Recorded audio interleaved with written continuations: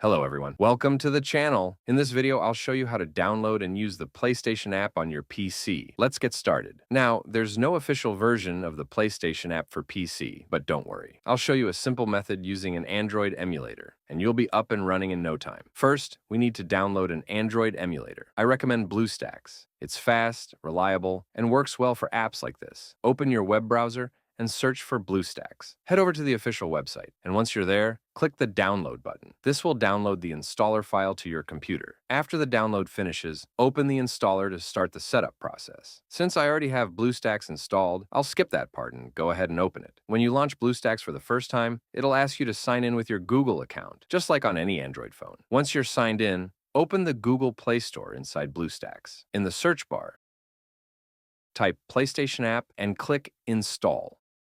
Once the installation is complete, go ahead and open the PlayStation app. Log in with your PlayStation account, and that's it. You're all set. Now you can use the PlayStation app right from your PC, just like you would on your phone. If you found this tutorial helpful, please make sure to like the video and subscribe to our channel for more content like this. Thank you for watching.